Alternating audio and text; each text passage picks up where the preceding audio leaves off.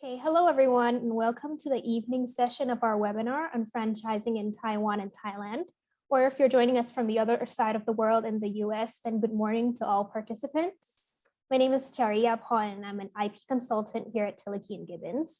So welcome to our webinar on franchising in Taiwan and Thailand, where our four distinguished speakers will be discussing regulations, considerations, and pitfalls of franchising. Okay, so without further ado, I will introduce all of our four speakers today. Here with us today is Alan Adcock. Alan is a US qualified partner in the Tilleke Gibbins Intellectual Property and Regulatory Affairs Group. He co-heads the firm's regional life sciences practice and oversees the firm's work in these areas across the region. Alan is recognized as a leading IP lawyer based on his handling of corporate IP matters, including licensing, acquisition, strategic structuring, and his knowledge in life sciences. Alan is also fluent in Mandarin and has been recognized in the Legal 500 Asia Pacific, WTR 1000, and IMA Strategy 300. Also joining us today is Sher Chua. Sher is a consultant in Tilleke Gibbins regional offices. She's a trusted advisor for commercial and transactional IP matters and has extensive experience in handling IP due diligence exercises, audits, acquisitions, licensing, and franchising projects. Sher has also been recognized by the WTR 1000 and was the recipient of the International Trademark Association, or INTA's, highly coveted Tomorrow's Leader Award in 2019. She also serves as the director of the Malaysian Thai Chamber of Commerce and is fluent in Mandarin, Bahasa Malaysia, and also Chinese. Next, from Eiger is John Eastwood. John is a US qualified partner as well at Eiger, Taiwan, who has many years of professional experience in counseling clients on their investment projects, commercial ventures, employment, litigation, and intellectual property and technology matters within both the Asia region and in Greater China. As a senior partner of Eiger's Greater China practice, who is also fluent in both English and Chinese, John has headed the firm's IP and technology practice for the past several years and has chaired the European Chamber of Commerce Taiwan, or ECCT, Intellectual Property Rights Committee. And with us today, last but not least, we also have Wendy Chu. Wendy is a very experienced attorney who focuses her practice on regulatory matters, data protection, cybersecurity, intellectual property counseling, and also a wide variety of general corporate and commercial matters. She's an active member of the firm's litigation practice and is also fluent in both English and Chinese languages. Wendy was also notably named a rising star for her TMT practice by the leading legal ranking organization, Legal 500, both in 2020 and 2021. So now that we've all met our speakers for today, I would like to pass the ground to Alan Adcock.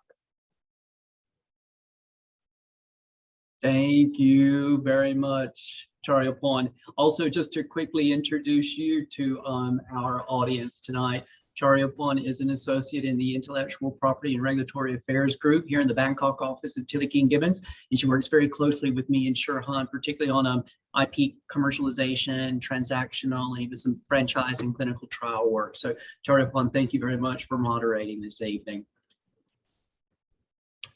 And we'll go to our first slide, I believe. Some firm introductions.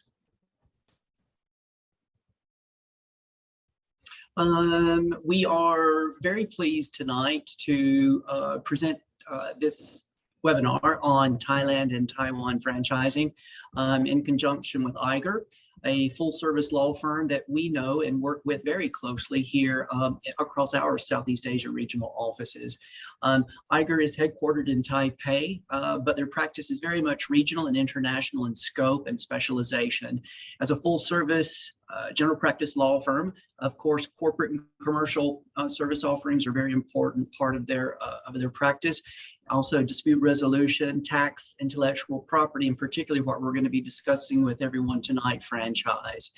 Eiger has a very long-standing and a very impressive client list, everything from major multinational corporations across the world's capitals to emerging entrepreneurial startups, particularly in the technology and even the franchise space, both in Taiwan and around the world. You might be interested in knowing some about the provenance of their name, Eiger. They were formerly associated with a Swiss law firm, and therefore that is the name that they're calling their firm now. I've known John personally for many years. I know he qualified in the United States in 1997. I qualified a year after that. So most all of our near 25 years of practice has always been here in Asia Pacific, again, with an emphasis on Taiwan and Greater China. Next slide, please. We'll introduce Tilleke Gibbins quickly. Tonight, Charyaporn, Sher, Hann, and I, we are sitting in the Bangkok office of Tilleke Gibbins, a regional law firm here in Southeast Asia. This year marks our 132nd year of continuous practice here in Thailand, where our main and largest office is. It also marks our 30th year of practice in Vietnam, where we were the first international law firm to be granted a license to practice. Our offices in Vietnam are in the north, in Hanoi, and also in the south in Ho Chi Minh City.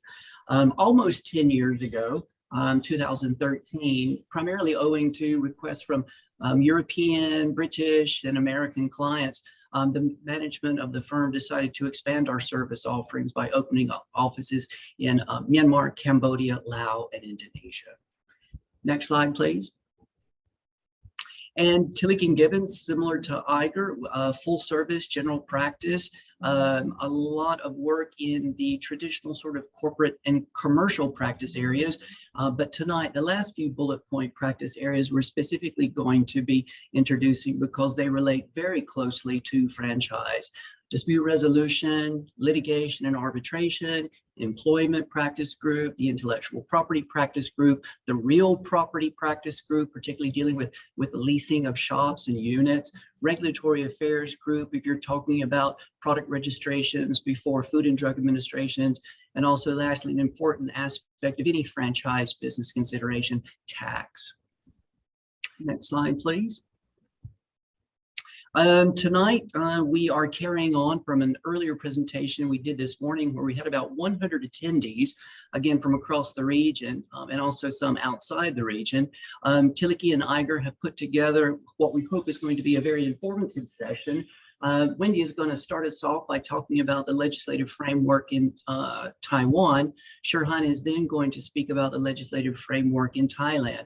And you'll learn that both Taiwan and Thailand don't have standalone specific franchise law, but there's a lot more ancillary legislation and important relevant legislation that you have to navigate around in order to understand how to put these successful franchise operations in place both in Taiwan and Thailand. Then Wendy and Sher are going to give a quick rundown of some similarities and differences regarding key regulations as they may exist governing franchise relationships in Taiwan and in Thailand. John and I are then going to take over on the rather sort of sometimes unfortunate side of dealing with disputes between franchisors and franchisees. And we're also going to talk about some of the typical sort of franchisor preliminary checklist of questions that they might ask to a potential franchisee partner, maybe like a due diligence checklist in order to help draft a very strong, well-balanced and equitable master franchise agreement. And then lastly, we're going to take some questions from the audience. And I think Charyaporn is going to be moderating the question session at the end. So with that, and again, with thanks to everyone who's in attendance this evening, we'll go ahead and kick it off tonight with Wendy and Taiwan. Thank you, Alan. Hello, everyone. I'm Wendy Chu from Eiger. Tonight, I would like to share with you the legislative framework for franchises in Taiwan. My speech will be a high-level overview. There is no one specific law governing the franchising relationship in Taiwan. The franchising is governed by many different laws, which include the Civil Code, the Fair Trade Act, the Trademark Act, the Patent Act, the Trade Secret Act, the foreign investment laws and regulations, and so on. Among these laws, I would like to give 2 stars to the Civil Code, 4 stars to the Fair Trade Act, and 3 stars to the foreign investment law due to their importance. Why? First, regarding the Civil Code, The contract regulations in the Civil Code are the foundation stone between the franchisor and the franchisee.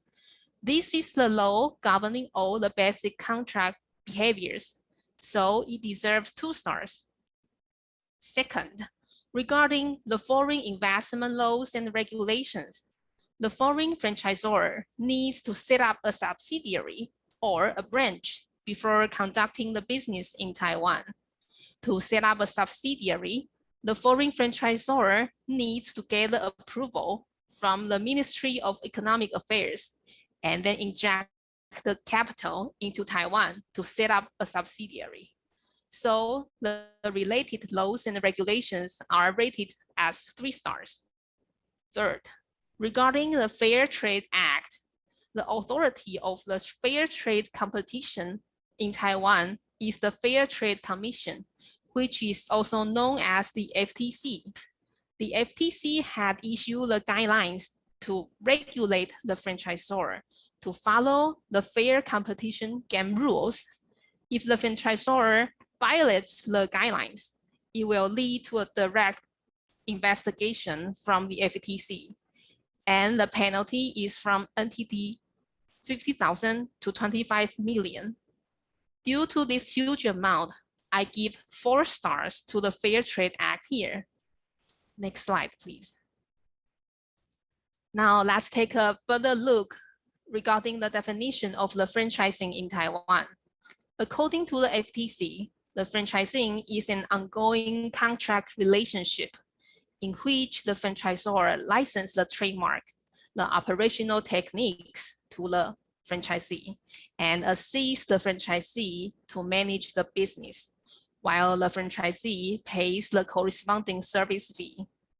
Here is a picture perfectly conclude this relationship, which is one hand from the franchisee to deliver the money, and the other hand from the franchisor to deliver the store or the money-making machine. Since there is license of trademarks or operational techniques, the Civil Code, the Trademark Act, the Patent Act, or even the Trade Secret Act will get involved. Moreover, if both parties further agree on the joint venture or share transfer to strengthen the bond, it will get more other laws involved, such as the Company Act. Next slide, please.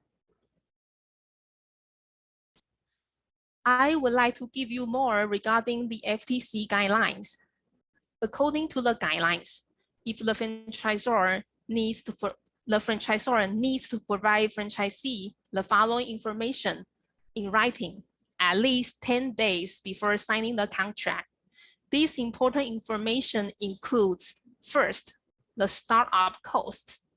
This is any cost before the operation, such as the cost for training, for purchase of merchandise, raw materials, interior decorations, and so on. Second, the operating expenses. This is the cost during the operation, such as the licensing fee, the cost for guidance, marketing, promotion, purchase of raw materials, and so on. Third, the terms and conditions of the IP rights. Fourth, the plans for training. Fifth, the plans for setting up other franchisees in the same area. Sixth, the restrictions during the contract period, such as asking the franchisee to purchase specific raw materials or equipment from certain supplier, or purchase the minimum quantities of raw materials each time, or use certain interior decorations, and so on. Seventh, the conditions and the ways of handling the change and the termination of the contract. This information should all be fully disclosed 10 days in writing before signing the contract. Next slide, please. More, according to the guidelines, if the franchisor has the following 2 conducts, it will be very likely be deemed as the obvious unfair conduct and be punished. The first one is if the franchisor doesn't provide the contract for the franchisee to review at least 5 days before signing the contract. Second, if the franchising contract isn't given to the franchisee within 30 days after signing the contract. However, where the delay is caused by the circumstances not attributed to the franchisor is exempt from this obligation. For example, if the franchisee is located remotely. In conclusion, if the franchisor commits the above violations in the guidelines, the FTC will further evaluate if the violation affects the trading order and request the correction and then issue the penalty. The penalty is ranged from NTD 50,000 to 25 million. Next slide, please. Last, it's commonly seen that the franchising agreement will make the franchisee to bear the below two obligations after termination, which are the non-compete clause and the confidentiality. Regarding how long can the non-competition be and its territory scope, there is so far no clear conclusion from the court or the FTC. However, there are some similar non-competition regulations in Taiwan's Labor Standard Acts.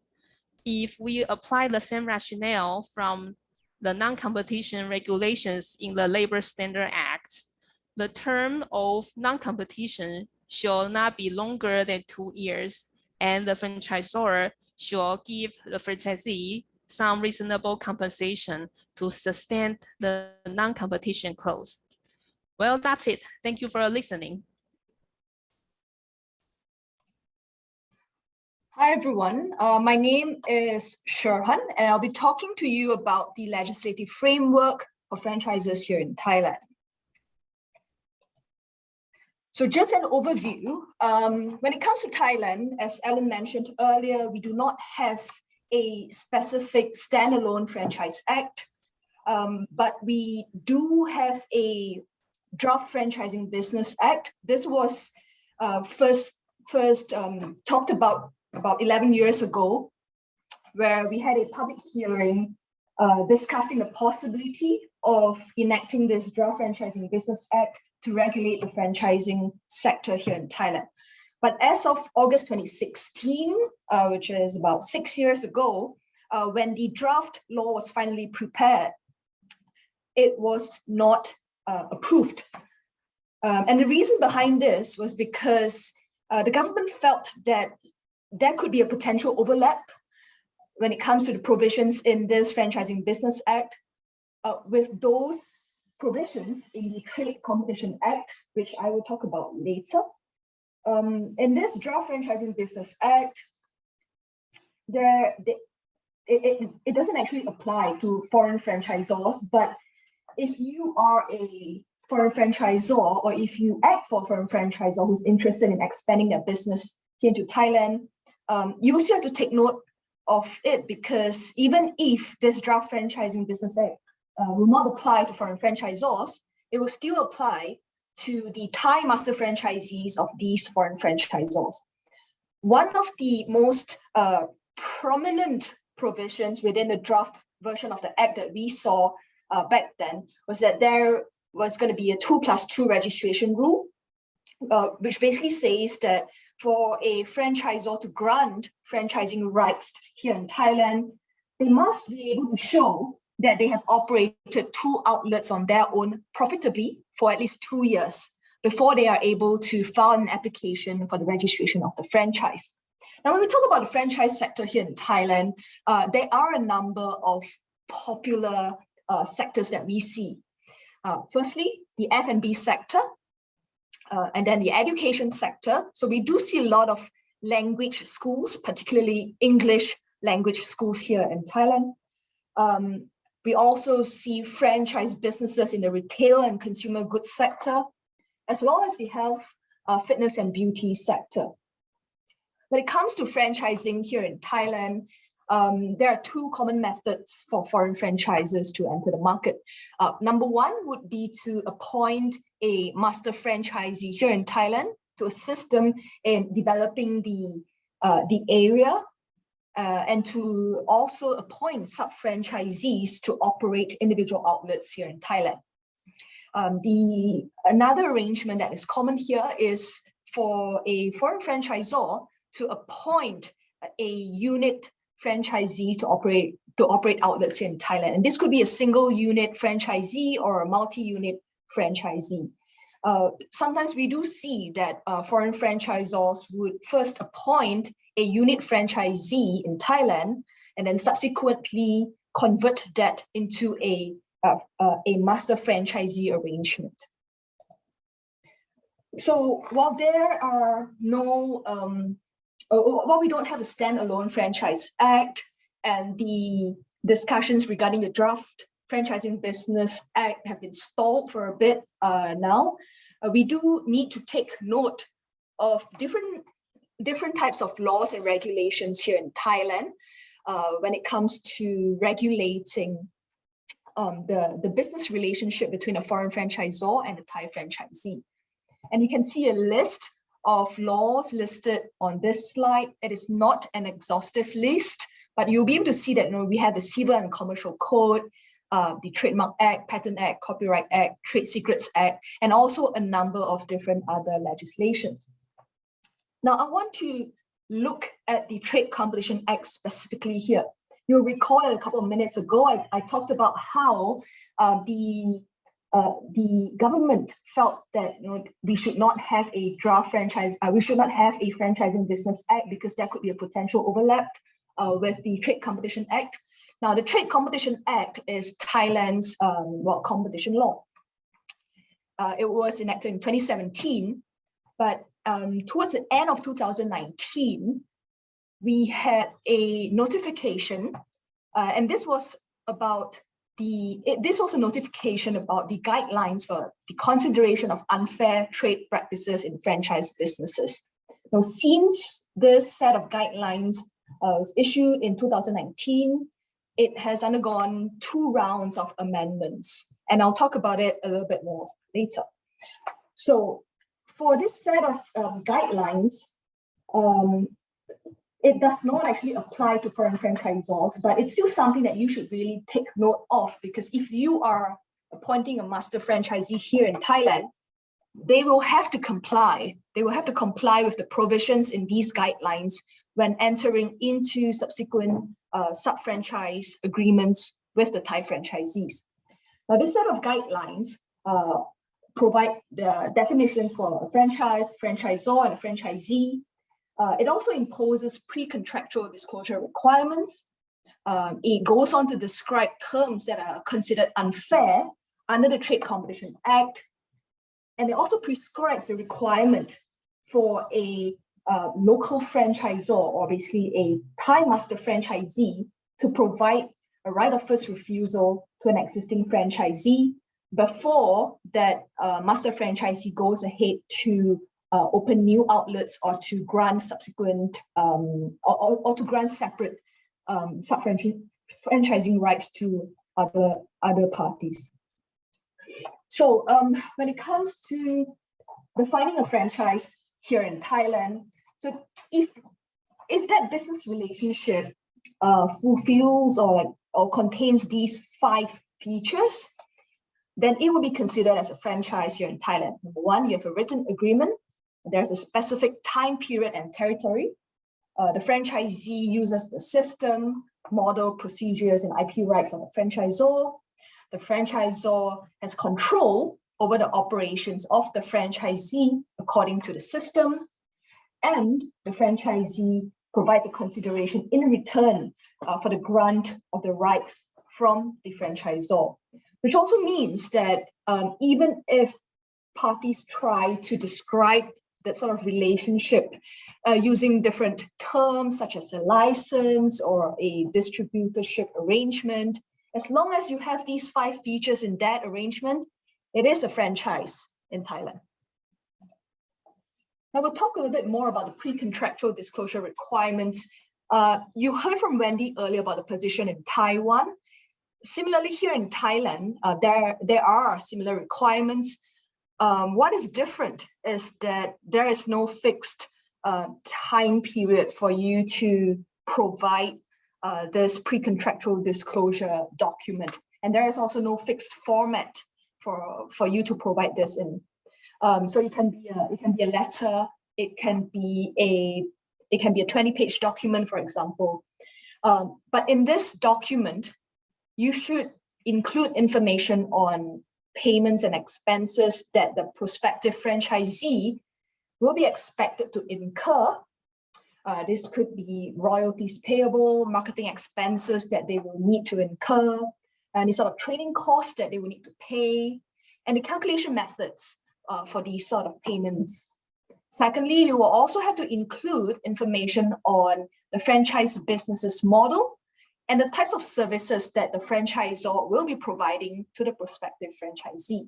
So this could include information on sales and promotion, information on existing outlets in the territory, or any sort of training and advisory services that the franchisor will provide.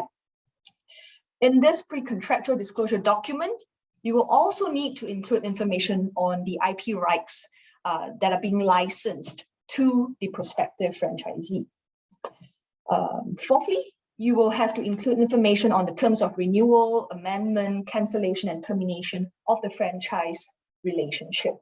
Now, although it is not a legal requirement for a foreign franchisor to provide this disclosure document, it is a requirement for the Thai master franchisee to have one of these and to provide this to a prospective franchisee operating in Thailand. That being said, it is still very common for foreign franchisors to provide a copy of this, and it's usually they usually provide it to their prospective Thai master franchisee at least 30 days ahead of their intended signing date of the franchise agreement. The guidelines actually go on to describe the sort of trade practices that would be considered unfair under the Trade Competition Act of 2017. Examples given would be acts that actually set restrictive conditions for the franchisees. For example, if the franchisor requires a franchisee to purchase products that are not actually relevant to the operation of the franchise business. Other examples include, setting additional conditions after signing the franchise agreement. So this is very important. You have to ensure that in that franchise agreement that you are signing, you keep it comprehensive and that you address potential situations that might arise and situations under which you might want to impose additional conditions and to provide justifications for this act. Thirdly, imposing product tying or purchasing restrictions on the franchisee.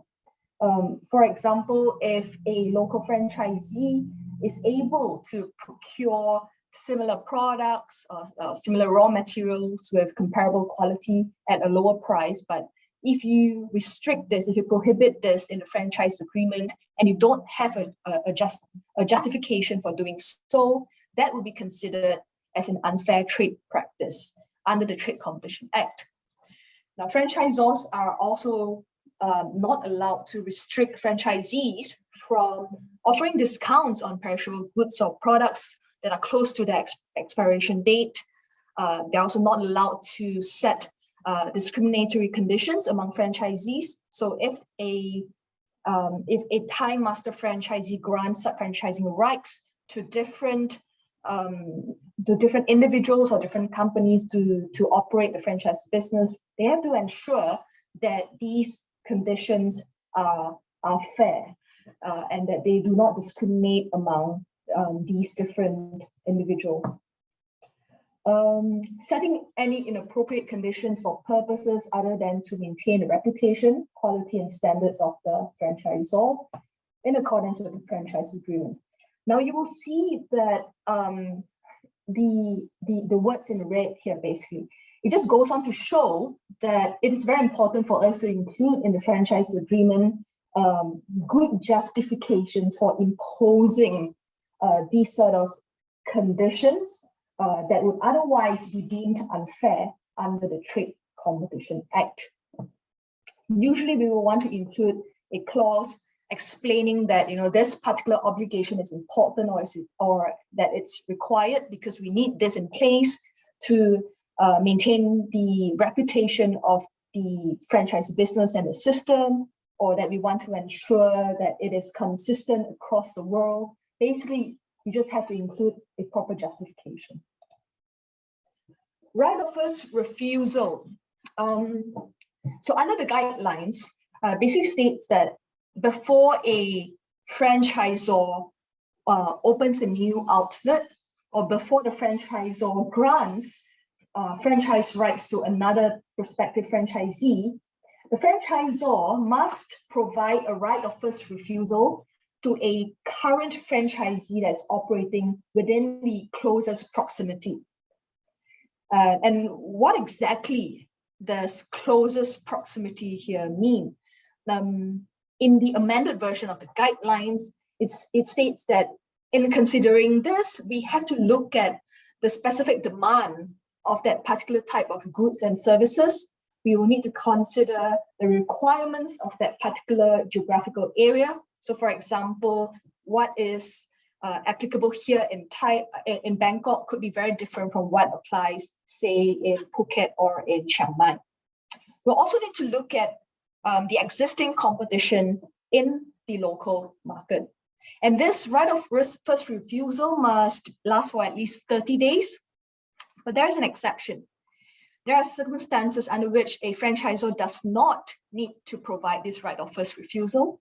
And this is when that existing franchisee who is operating in the closest proximity is not actually in full compliance with the franchisor's existing requirements that the franchisor has already communicated to the franchisee, or in situations in which the franchisor has a reasonable commercial justification for doing so.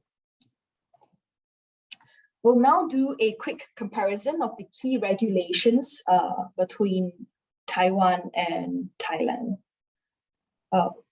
Okay. Thank you, Han. Regarding, is there any specific franchise act in Taiwan? Our answer is no, but you got to note the FTC guidelines because of its high penalty. And how about Thailand? It's the same here in Thailand. As mentioned earlier, we do not have a specific franchise act yet, but we do need to take note of the unfair trade practice guidelines. So even though foreign franchisors are not yet legally required to comply with these provisions, it is recommended for them to do so, especially if you are appointing a master franchisee. So Wendy mentioned about penalties earlier. I can touch on that too. Basically, if you do not comply, or if a Thai master franchisee does not comply with the unfair trade practice guidelines, they will then be subject to penalties under the Trade Competition Act. And these would include potential suspension of the act or the business if deemed necessary by the Trade Competition Commission. The franchisee who is able to show that they have suffered any sort of damage from these non-compliance can also seek damages in court. But what is also very important to take note of is the fact that the Trade Competition Commission here in Thailand, they are able to impose an administrative fine, and this can be up to 10% of the turnover of the business for that particular year. Okay, and regarding, is there any required franchise disclosure document in Taiwan? Yes. For those important information, they shall be disclosed in writing at least 10 days before you sign the contract. Those important information includes the startup costs, the operation expenses, the intellectual property rights, training plans, and plans for setting up other franchises in the same area, restrictions during the contract period, and the change and the termination clauses? And how about Thailand? In Thailand, the franchise disclosure document is compulsory for the master franchisee, but not for the foreign franchisor. That being said, it is again common for a foreign franchisor to have this prepared. And typically what the master franchisee would then do is to translate it into the local language, which is the Thai language. We don't have a specific timeline or deadline to do so. There's no prescribed format, and parties are free to decide on how they would want to present this sort of information. Okay, thank you. And regarding if there is any requirement to register the franchise agreement to make it valid, well, in Taiwan, no, we don't have such requirement. How about in Thailand? It's the same here in Thailand. For now, there is no requirement to register the franchise agreement. But if the Draft Franchising Business Act I mentioned earlier, if discussions on that are eventually revived, and if the draft law, if the bill is enacted in its current form, then yes, there will be a requirement to register the franchise agreement. Okay. And regarding the trademark registration, is it required? Well, in Taiwan, of course, you need to register your trademark in order to get it valid. And Taiwan is the first to file jurisdiction.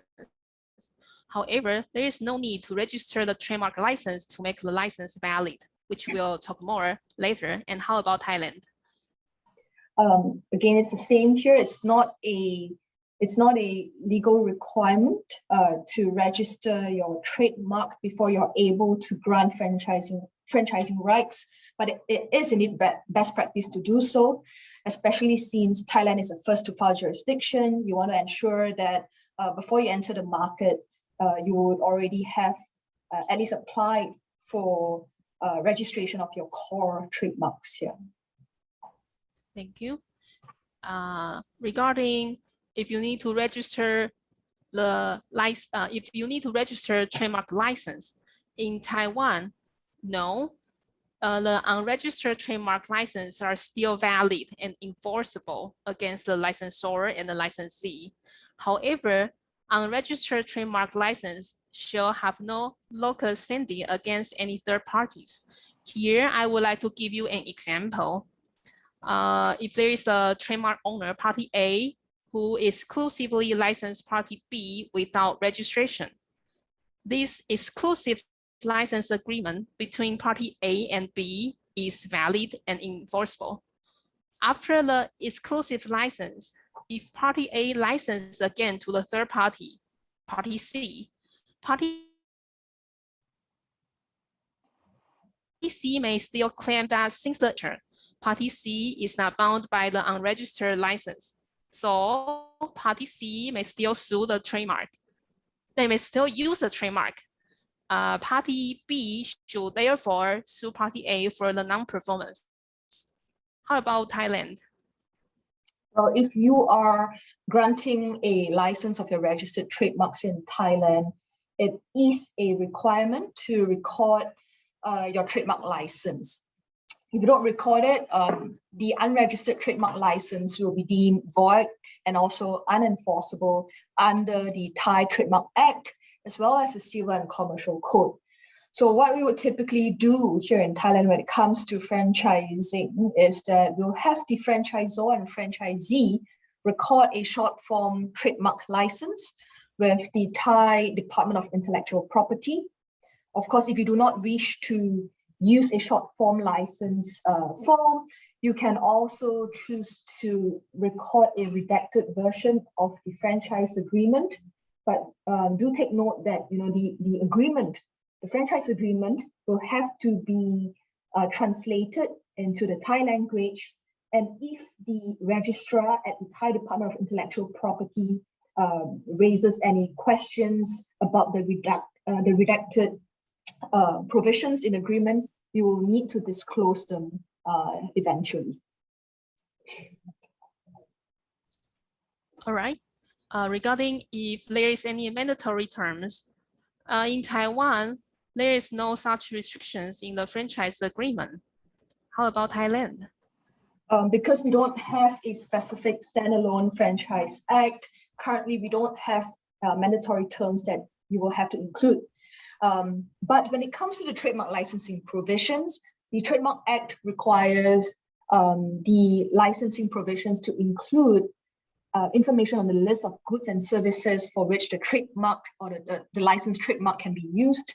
And there will also be a requirement for us to include terms showing that the trademark owner is able to exercise effective quality control over the use of the trademark by the licensee or the franchisee. Okay. And is there any local law requirements? Well, in Taiwan, there's no such restrictions, so both parties can agree on the foreign law as the governing law. And how about Thailand? Again, it's the same here. In fact, typically we would see foreign franchisors wanting to choose the laws of their own countries as the governing law. But again, that being said, there are also situations where foreign franchisors are happy to choose Thai law as the governing law for their Thai franchise agreements. All right. And is there any required compensation for non-renewal? Well, in Taiwan, no, unless it's agreed in the agreement. How about Thailand? Again, same case here. The franchisor is not required by law to agree to a renewal unless it is agreed otherwise in the franchise agreement. Thanks. And is there any local language requirements? Well, in Taiwan, no, but it's highly recommended because by doing so, you can make sure that the franchisee know what he's signing. And how about Thailand? Again, it is not a legal requirement to use the Thai language. But when it comes to the sub-franchise agreements between the Thai master franchisee and the sub-franchisees, it is quite common to use an agreement that is in the Thai language. And so when that happens, we would typically recommend clients to use a bilingual version of the agreement, so you can have both English as well as the Thai language. But it's important to include that standard clause stating that the English version would apply in case of conflict, because if that is not the case, then under the Civil and Commercial Code of Thailand, the Thai version will prevail over the English version. Thank you. And last comparison is it allowed to use the electronic signatures in the agreement? Well, in Taiwan, it's permitted under the Electronic Signatures Act. How about Thailand? Yes, it's the same here. In Thailand, we do have the Electronic Transactions Act, and digital signatures, electronic signatures are recognized. It is, especially with COVID-19, we do see an increase in the use of electronic signatures. But that being said, sometimes parties would still prefer to stick with wet ink signatures. But either way is fine. Okay, we'll now move on to talk about the enforcement of foreign arbitral awards and franchise agreements, and you will be hearing from John and Alan. It's a great pleasure to be here. Just as a quick notice, Alan had said such wonderful things about his cooperation with our firm. I'd like to say the feeling is entirely mutual. It's been wonderful to go to many client events over the years, and had various companies where we've both worked for them. Give shout outs to Alan and Sher and their team for such wonderful work, and to hold them up as a model of excellent lawyers.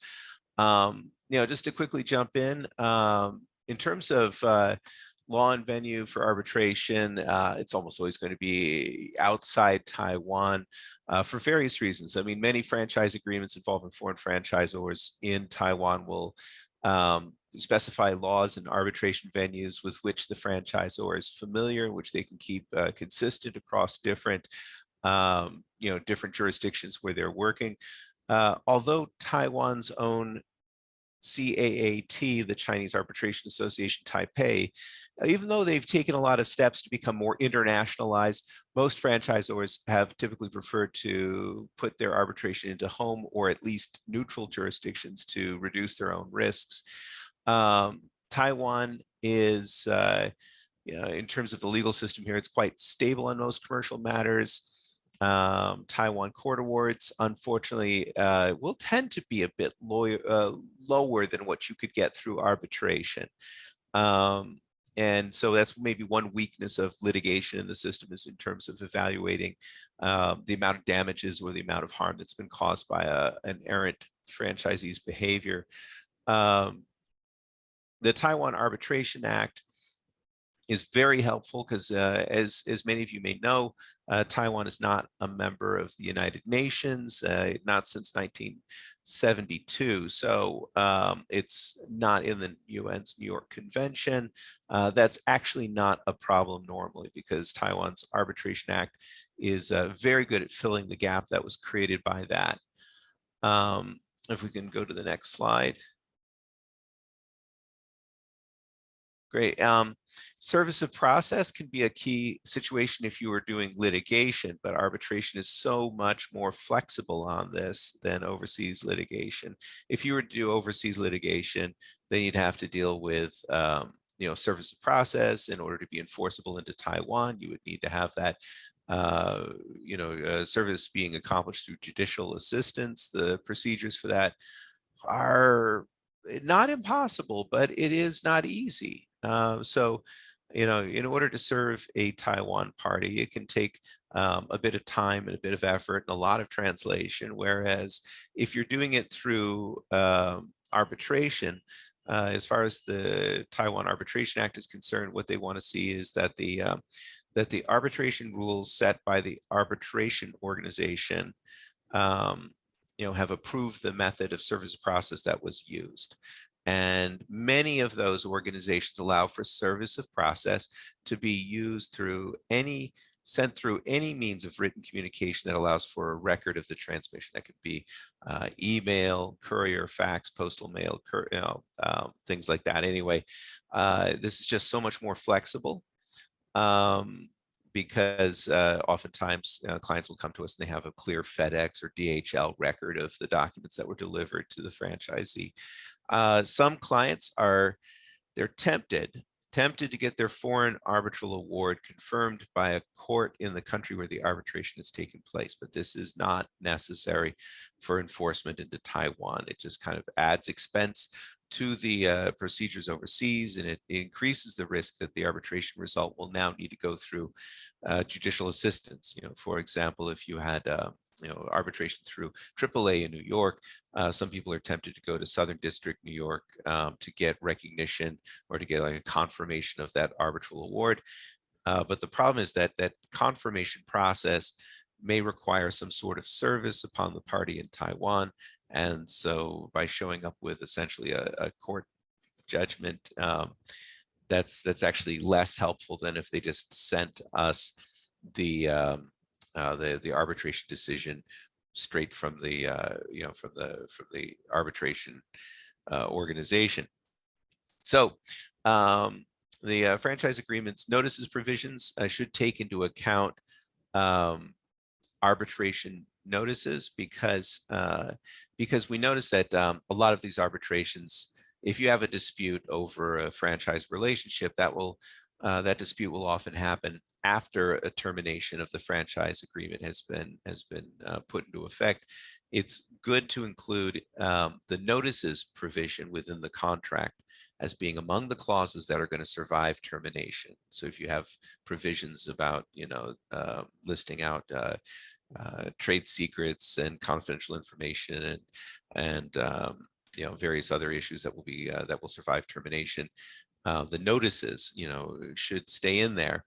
The notices provision should indicate that the franchisee is responsible for keeping their contact information updated. In other words, the contact information stated in the franchise agreement shall be deemed effective for all purposes unless the franchisee sends a written update of such contact information, the address, the email, fax, etc., to the franchisor at the franchisor's correct contact window. And the reason why I say this is because you can expect that some franchisees will do everything they possibly can do to delay delivery of arbitration service and process materials. And in one case we worked on, for example, the counterparty literally changed his name and moved his home address from his old registered address. He did all of that to just try to avoid service.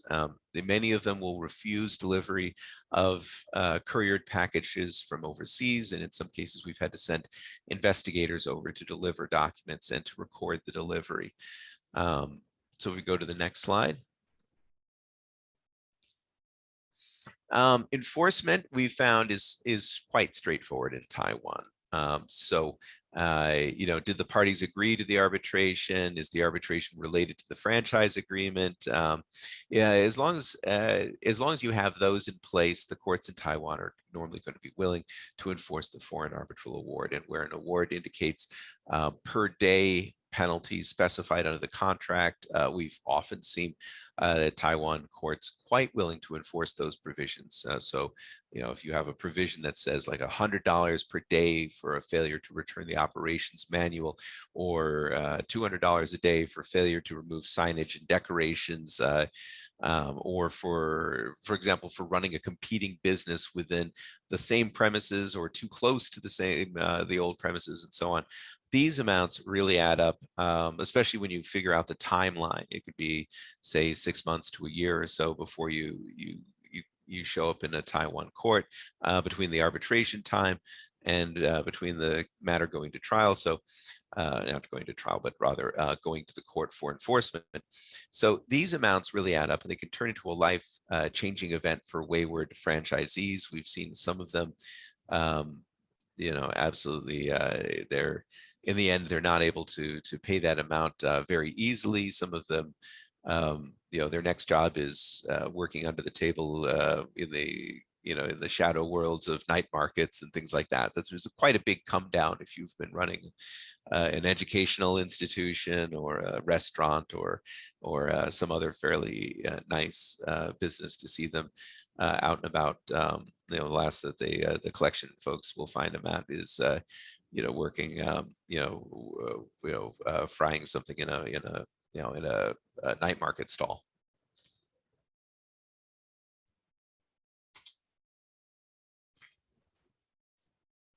Okay, next slide, please. I will thank you, John, for that. I'll just quickly speak to the arbitration process here in Thailand. Unlike Taiwan, we are members of the New York Convention and have been for a long, long time.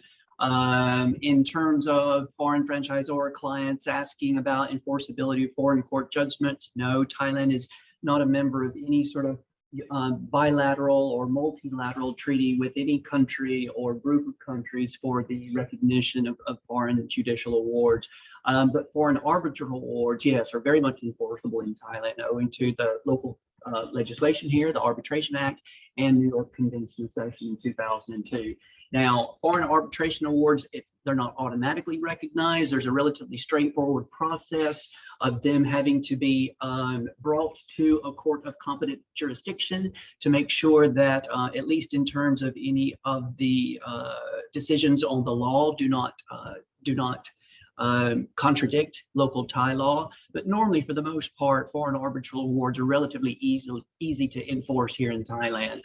You have to make sure that you go to the right forum for that enforcement exercise.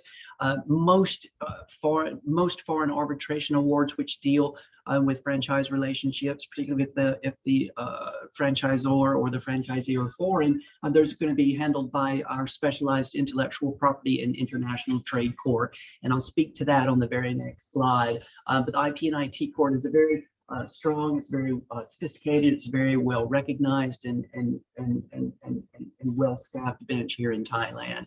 Another opportunity for a relevant forum to enforce a foreign arbitration award is a local court where their party is domiciled. But primarily in our experience, particularly for foreign franchise relationships where the franchisor is a non-Thai entity, most of the time that's going to be, both of the franchisee and the franchisee is going to have an office or some sort of corporate or legal presence here in Bangkok. And there are a number of courts that have relevant jurisdiction here in Bangkok. Lastly, a court which has jurisdiction over the particular dispute that was submitted to the foreign arbitration panel. If it's a family law issue, you would go to the family courts, for example. If it was a labor issue, you would go to the labor courts, for example. So getting the right forum correct makes for a lot more efficient, a lot more faster, a lot less painful enforcement of that foreign arbitration award. Those foreign arbitration awards, they must be final awards. You cannot go to a Thai court to seek enforcement of a foreign arbitration award if it's a preliminary injunction, for example. It has to be a final decision that had been adjudicated at the court of first instance or at any subsequent appeal overseas. Statute of limitations, 3 years from the day the award has been made enforceable by that final court overseas.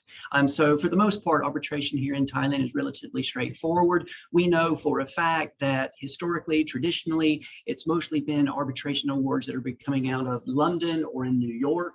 But most recently, we've gotten some really helpful, interesting data from the Singapore International Arbitration Center, the SIAC. Just a few years ago, just before the pandemic, the CEO of the SIAC came to visit Bangkok to speak to the Thai Arbitration Center, to speak to various private law firms here in Bangkok. The number of Thai parties to Singapore International Arbitration Center proceedings is increasing dramatically every year.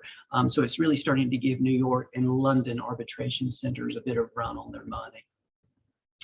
Next slide, please. I'll just make a quick statement or two about our intellectual property at International Trade Court.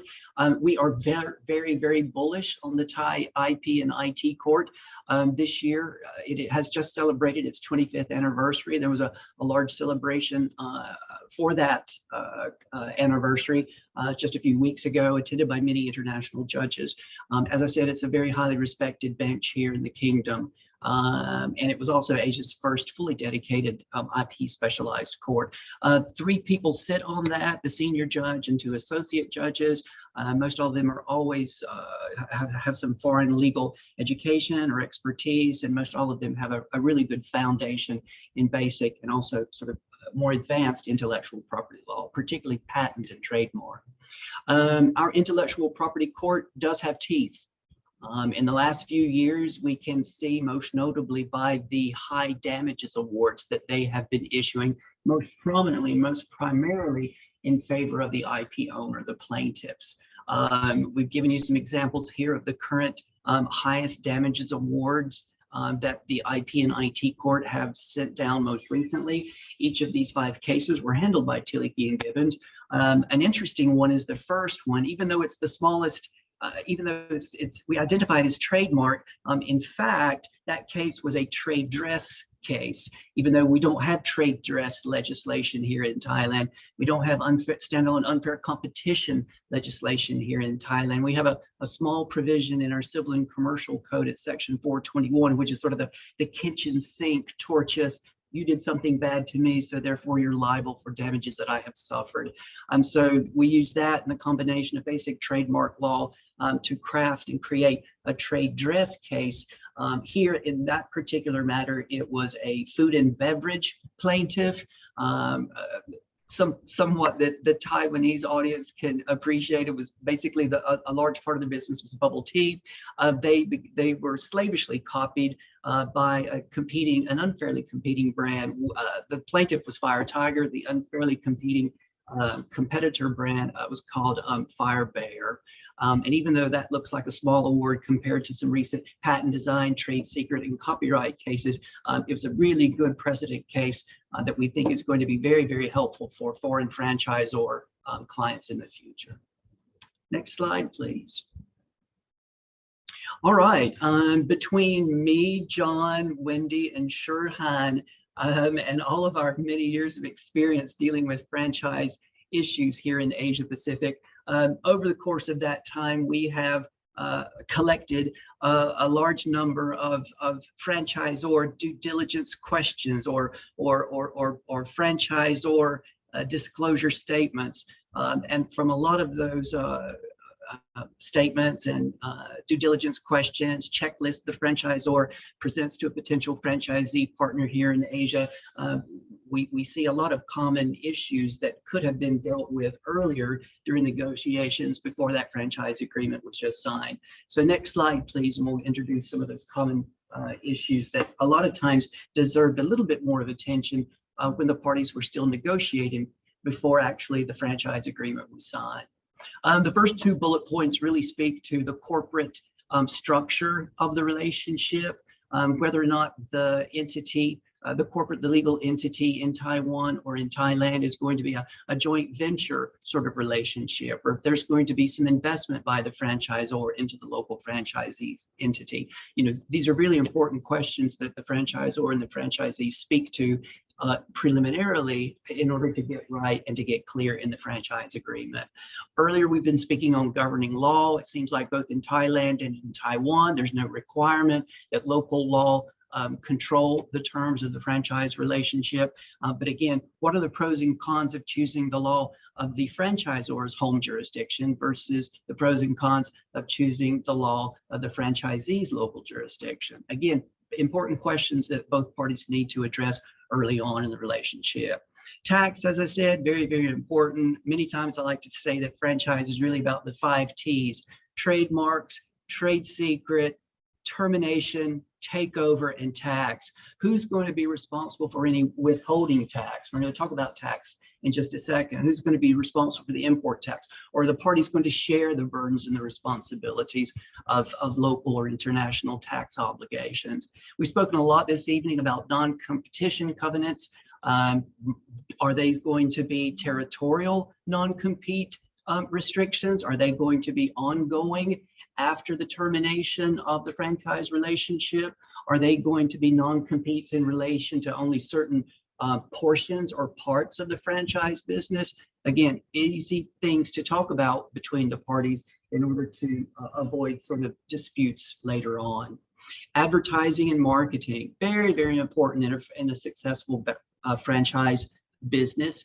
Many times the foreign franchisor wants to control and direct and ask the local franchisee to only use the marketing and promotional and advertising materials that they have prepared and developed themselves back at headquarters overseas. Sometimes the local franchisee will say, yeah, we'll do that, but we need to translate that into local language. Query who has the copyright in the translation of those localized marketing, promotional, and advertising materials. Query who's going to be able to make decisions on whether or not what the foreign franchisor thinks is appropriate for a Thai or a Thailand consumer, or whether or not the Taiwan and the Thailand franchisee think that they have a better idea as to what's going to make for a better sale and a better business. Recently here in Thailand, and I think in probably a lot more jurisdictions across Asia Pacific, and certainly in Europe, the UK, and the United States, where John and I are from, issues of consumer privacy or employee information privacy. Who's going to collect that? Who's going to be responsible? What type of consent document are you going to have to get from the employee or from the customers? And how are you going to safeguard that private and important confidential information? And what are the penalties that the franchisee might have to suffer from local compliance breaches of those regulations, and whether or not the franchisor might be responsible for that instead of the local franchisee. Proliferation of e-commerce, online stores, digital marketplaces. Many times the franchisor, he or herself, will want to retain the ownership and the control of the e-commerce platforms. Many times the franchisee might say, I want to do that too. Who has the responsibility and who's going to be granted the rights for online sales or through e-commerce platforms? A lot of discussion tonight on the intellectual property assets. You know, traditionally franchise is about registered intellectual property rights, like the trademarks or patents, if it's a manufacturing or a service franchise, or designs, if it's, you know, things with manufacturing and component franchise relationships. But also intellectual property assets include unregistered intellectual property, particularly the trade secrets and the confidential proprietary information that's probably most likely existing in that very important franchisor operations manual. Make sure that you understand there's valuable intellectual property that might be unregistered, which needs to be dealt with early on before you have a dispute about who owns that or what the franchisee can do with it after you've entered into the franchise agreement. And lastly, we've talked about renewal. Wendy and Sher this evening talked about there's no local requirement to compensate the franchisees in Taiwan and Thailand for renewal or termination or anything like that. But again, getting those terms agreed, getting those terms understood, getting those terms clearly drafted in the franchise agreement early on is really going to save both parties a lot of time, money, and headache if they have to be disputed later on. Next slide, please. Before I do that, John, did you have any comments on some of those questionnaires, the due diligence, or some of those preliminary important discussions that both parties need to address so that they don't make a mistake later on? Yes, I was just thinking there's just a few notes on that. Would be you know, in terms of the business structure of the franchisee, you know, it's important that signing the contract is really the start of the relationship and not the end. I know that, you know, some people when they're striking these relationships, you know, they're trying to get people, you know, through the process of the signing, the training, and this and that. But that's really just the beginning. You have to keep the standards up and keep small problems from, you know, snowballing into bigger ones. If the franchisee knows you're not watching them anymore, that's a big recipe for trouble. They start trying to do things. Sometimes they can make improvements. Sometimes they take shortcuts, which suddenly impact the quality of the result and the customer experience. Privacy, which you touched on, is something that international companies are extremely aware of. Especially because of GDPR and other rules and standards from around the world, but local franchisees may not be so aware, even though Taiwan has a very tough set of laws on this. In terms of IP assets, you know, by the time the local market gives you a Chinese name, it's usually a little bit late. So you have to, it's good to be ahead of the curve and to register Chinese language or local language trademarks, because then at least you get to choose your name, and also you take action before you know, other competitors jump in with their own versions. And you know, in terms of you know, being flexible, a lot of franchise locations, they may use company supplied decoration, pictures, things where they have copyrights for wallpaper, specific Pantone paint colors, uniforms, etc., and make sure that those things are covered in the contracts. So yeah, those are definitely some things that that, you know, come to mind, especially in the Taiwan context, but I think maybe, you know, go out a little bit more broadly. Right, we will just quickly touch on some post-termination provisions. You know, no relationship lasts forever. Sometimes these franchise relationships, they just naturally exhaust because the business just wasn't viable in Thailand or Taiwan. They made some market projections, or they didn't make some market projections, or consumer taste and confidence may have waned over the years. That's probably the preferred way to end a franchise relationship between a franchisor and a franchisee. Unfortunately, sometimes the end is a contentious matter, and so it's important to make sure that if that is the case, that some of these post-termination ideas and issues are dealt with very efficiently. We've spoken a lot this evening about competitive businesses and ongoing restrictions not to compete after the termination of the relationship. John just spoke about the importance of preclusions against registration of colorly similar trademarks, and obviously not stealing intellectual property and using that in the competing business. But also after termination, what's going to happen to the stock? Is it going to be destroyed like it used to be in the old days? Is it going to be sold back to the franchisor? Is it going to be passed over to the new alternate or the new replacement franchisee? What's going to happen to customer loyalty cards? What's going to happen to your frequent customer purchase points? What's going to happen to any sort of outstanding coupons that you might have or the franchisee might have? Interesting and important issues to make sure that you get right. We want to talk just quickly, briefly on takeover and transitional provisions. I talked about how takeover and transitional provisions make up a huge part of getting franchise agreements correct. A lot of times here, and particularly some of the developing jurisdictions here in the Asia Pacific, there remain some very unfortunate and pesky restrictions on foreign participation in certain industries or in certain areas of the economy. Here in Thailand, we have very clear restrictions on foreign ownership of real property. We have very clear restrictions and permitting regimes for foreigners who want to conduct retail business or wholesale business. Make sure that in the franchise agreement, that in that takeover or in that transitional section of the franchise agreement, that if you are in a jurisdiction where it's not completely open to a foreign entity to conduct a franchise business or to sign a retail lease or to take over real property, make sure that if you yourself are not able to take over the business sort of very quickly and efficiently and seamlessly like that, we like to call it the appointed representative clause.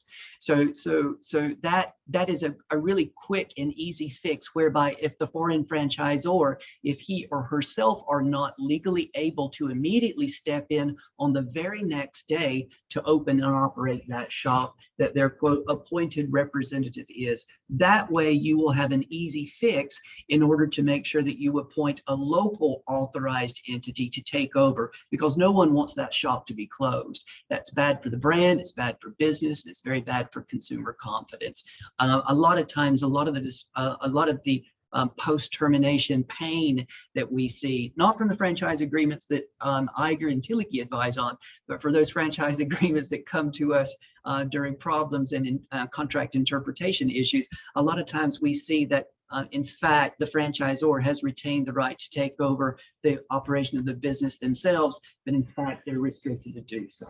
And that's going to take some time for them to find a legally qualified alternative replacement franchisee who actually has the ability and the legal standing to do so. Next to the last bullet point, regulated products. Traditional franchises are about food. Hann talked about how now that's changing and evolving here in Asia Pacific to include things like cosmetics, aesthetic clinics, fitness and wellness businesses. A lot of times these types of products have to be registered with your local Food and Drug Administration in order for them to be imported from outside the country, to be imported inside the country. Many times the foreign franchisor will authorize their local franchisee to serve as the applicant at that local Food and Drug Administration to get the license to import these food, cosmetic, medical device, hazardous substance, sometimes even pharmaceutical products.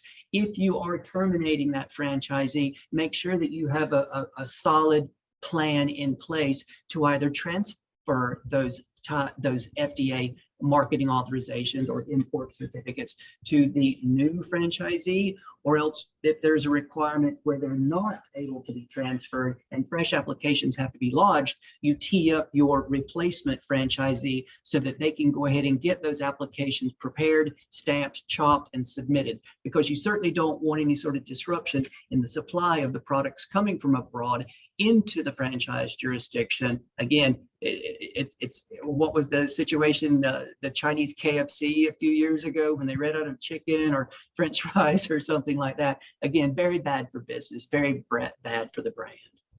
And lastly, debranding. Very important to understand who's going to pay for changing the shop, taking the franchisee's name off of it, and also with a view to making sure that you avoid your own local customer confusion. Query whether or not you need to publish something in local media that the previous franchisee is no longer your authorized representative, but now there's an alternative, a replacement franchisee. That also helps to prevent the previous franchisee from continuing on to hold him or herself out as being authorized to operate the franchise business. Next slide.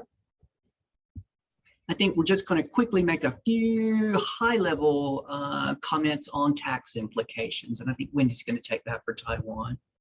Okay, in Taiwan, according to our tax authority, for any money paid by the franchisee to the franchisor, such as the franchising fee, the sales of the raw material, or even the performance bond, the franchisor needs to issue the uniform invoice to the franchisee and pay the business tax. Regarding the performance bond, it's commonly seen that in Taiwan, the franchisee is requested to deposit the bond to the franchisor to ensure the performance. If the franchisee later fails to perform the agreement, the franchisor may forfeit the bond pursuant to the agreement. If the franchisee performs the agreement, the franchisor will need to return the bond to the franchisee pursuant to the agreement. So according to the tax authority, if the franchisor forfeits the bond, the franchisor needs to issue the uniform invoice to the franchisee and pay the business tax.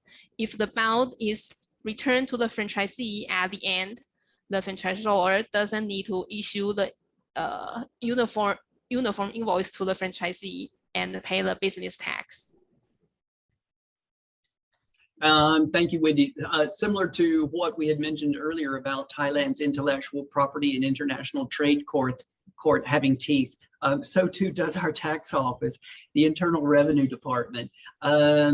Withholding tax on on franchise royalties or franchise fees is a relatively straightforward but somewhat difficult 15% or somewhat high 15%. A lot of times we try to give the clients comfort that they can lower that 15% withholding tax on franchise royalties or franchise fees if there is a taxation treaty in place with the franchisor or its home jurisdiction or wherever those royalty payments are going to be paid into. Just by example, the tax treaty between Taiwan and Thailand, it reduces the Thai 15% withholding tax on franchise fees or franchise royalties. It reduces it from 15% to 10%. So we try to give the client some comfort in that. Always we try to double check to see if there's any sort of tax relief treaties that are in place. Lastly, a rather sort of quirk in Thai franchise law, which many times the foreign franchisors will say they've never heard of before in their entire life.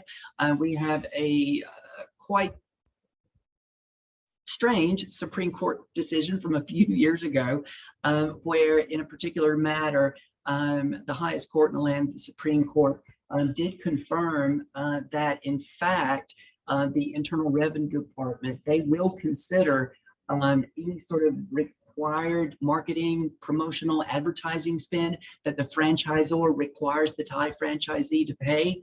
The Internal Revenue Department's position was that that should be considered royalties and calculated under that 15%. Unfortunately, the Supreme Court confirmed that. We're waiting for a case to try, possibly overturn that, but we've not had a client to nibble on our suggestion just yet, but do bear that in mind, and that might be something that you want to work out with your Thai franchisee, maybe give them a credit or something like that. But the requirement for them to pay marketing, mandatory marketing, promotion, and advertisement spend, that will be considered as a taxable 15% franchise royalty. And with that, I believe, unless Wendy or John or Sherhan have any other final comments, I think we're going to pass it back over to Charyapon to see if there's any questions from the audience. Charyapon? Thank you, Alan. Okay, so we do have some questions from the audience. So the first question we have is, Is it necessary for the same commercial terms to apply to all franchisees?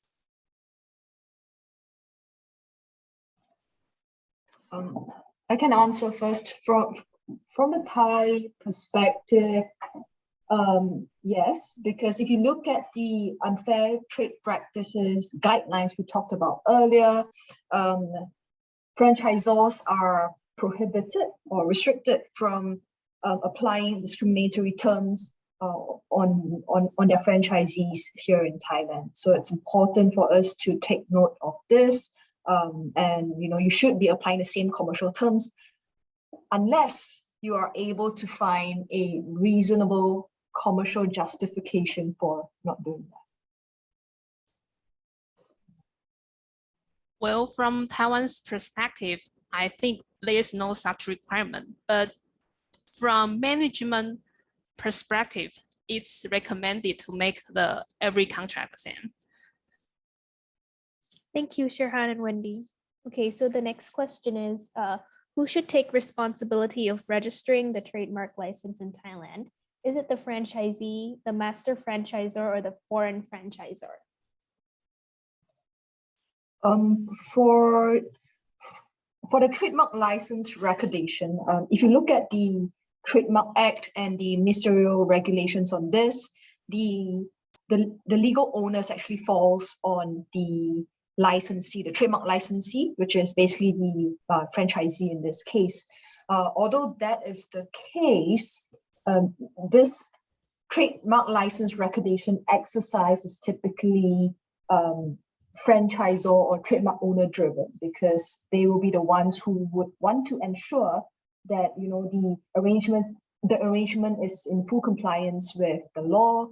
They want to be the ones who have the comfort, knowing that if something happens, they are able to rely on that recorded trademark license, and that they are able to rely on the use of the trademark by their licensee/franchisee in Thailand if there is, for example, a non-use cancellation action. I think in Taiwan, we've seen many situations where, various businesses have seen a local partner that they like working with, or they're looking forward to working with, and the partner will say, "Oh yeah, I'll handle all of this for you." And there's a couple of problems we run across.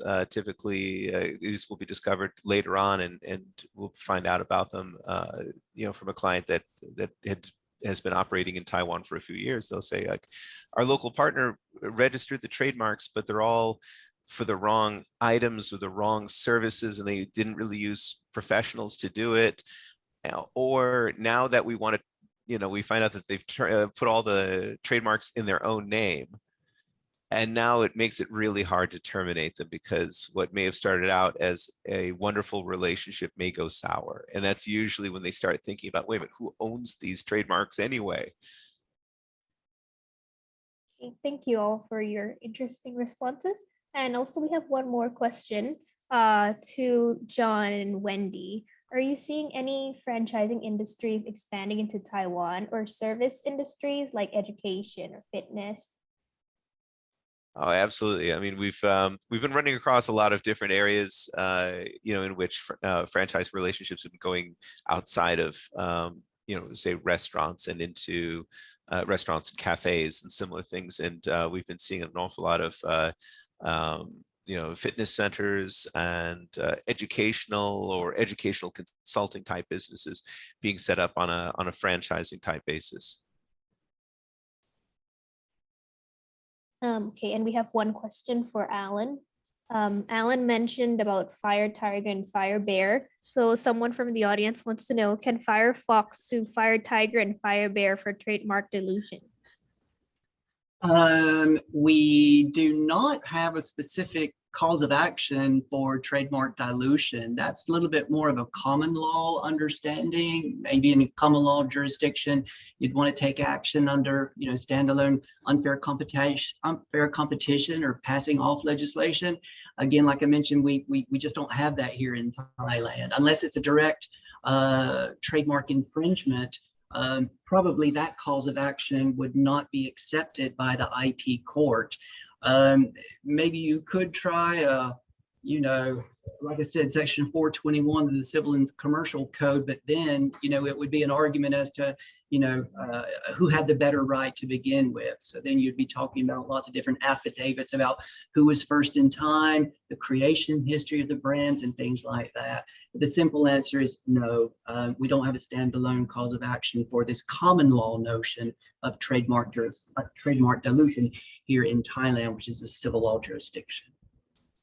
Thank you, Alan. Also, we will take one last question from the audience that I just got.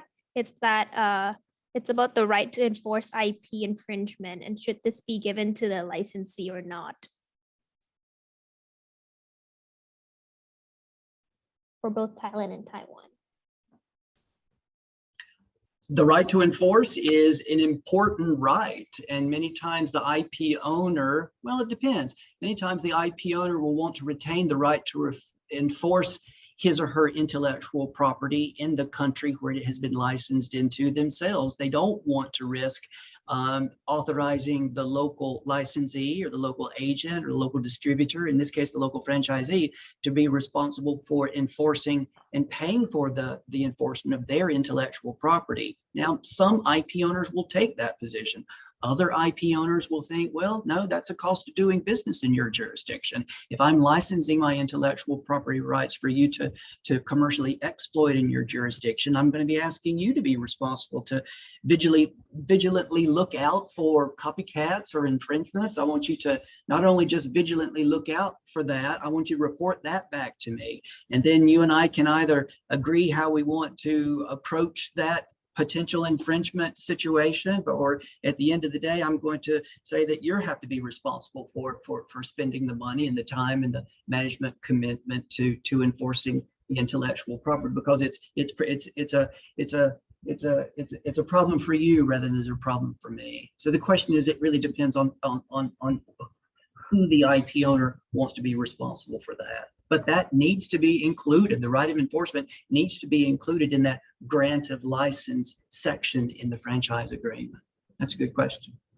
We had one of my favorite cases out here. You know, the local folks and the headquarters found a way of you know, splitting the costs on it. And although the strategy and direction was coming from the headquarters, we also did communicate regularly with the local folks who were, you know, the development manager and the other folks who were had their, because they were providing us with really, really great evidence. They were able to, you know, slip right into the stores and take photos and things. They saved themselves a lot of money on investigators.